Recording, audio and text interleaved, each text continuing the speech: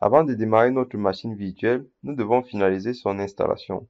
Pour cela, nous devons soit utiliser ce raccourci ou alors aller dans Machine, Configuration. Dans Général, Paramètres de base, on peut modifier le nom de la machine, le système d'exploitation et sa version. Dans Avancé, le dossier des instantanés sert à stocker les sauvegardes des états des machines virtuelles. On verra cela plus tard, mais sachez que VirtualBox peut faire des sauvegardes des états de vos VM à un instant donné.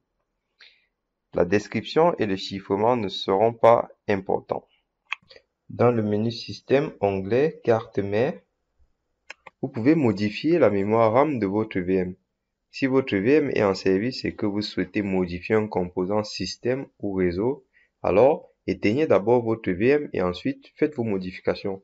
Dans l'onglet processeur, vous pouvez augmenter le nombre de CPU ainsi que la vitesse du processeur. Dans accélération, cochez cette case si vous souhaitez faire de la virtualisation. Alors, le menu affichage n'est pas très important, c'est juste si vous voulez modifier l'affichage, mais il n'est jamais utilisé. Dans le menu stockage, on retrouve notre disque dur virtuel que nous avons créé précédemment.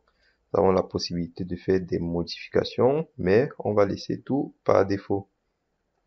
Ici, vous avez votre lecteur CD virtuel qui est très utile pour importer des fichiers ISO afin d'installer des systèmes d'exploitation ou alors pour copier ou lire des données.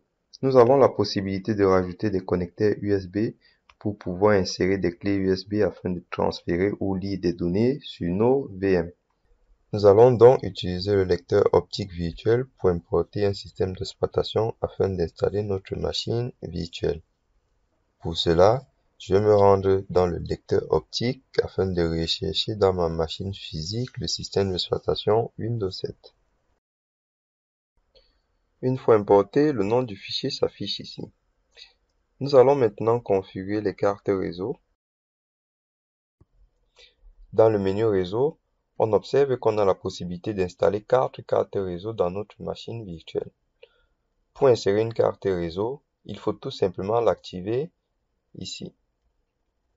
Et une fois qu'elle est activée, choisissez le mode d'accès que vous souhaitez. C'est quoi le NAT? Si vous sélectionnez le NAT, il va permettre à votre machine virtuelle d'accéder à Internet en fournissant à votre carte réseau une adresse IP publique. Alors, un autre moyen d'aller sur Internet avec votre VM sans passer par le NAT, c'est de choisir un mode d'accès dit accès par pont. L'accès par pont va intégrer votre carte réseau physique à la VM. Sélectionnez dans le menu déroulant la carte réseau active de votre machine.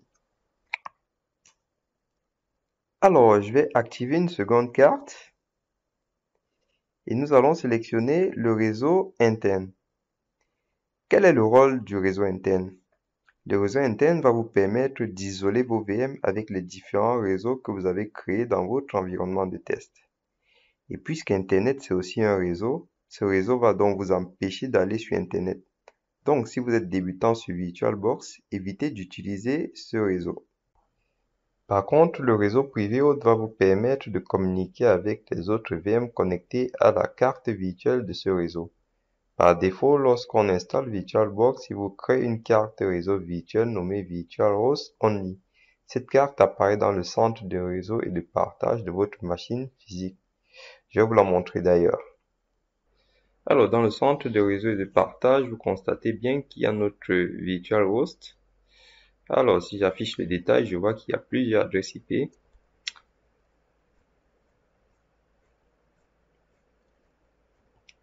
Bon, je vais vous réafficher le détail, c'est plus simple. Clic droit, propriété. On va chercher IPv4. Et là, vous constatez ici que j'ai attribué manuellement une adresse IP à cette carte. Qu'est-ce que cela signifie? Cela signifie que si deux machines virtuelles veulent communiquer dans ce réseau-là, il faut qu'elles soient connectées directement à cette carte. Comme vous pouvez le constater, VirtualBox vous donne la possibilité de créer plusieurs cartes host only. Nous allons voir cela plus tard, mais revenons à l'interface de VirtualBox. Donc, pour résumer, nous avons vu le NAT, le réseau privé hôte, le réseau interne et l'accès par pont. Pour moi, ce sont les plus importants à connaître, hein.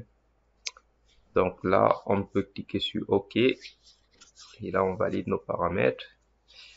On regarde si tout est conforme. Et ensuite, on va démarrer la machine. Hop.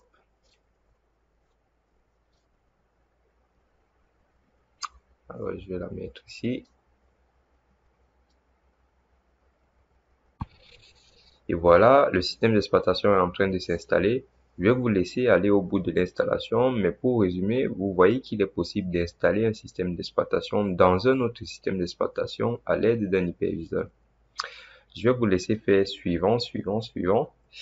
Et je vous dis à tout à l'heure dans la prochaine vidéo pour découvrir les autres paramètres de Virtual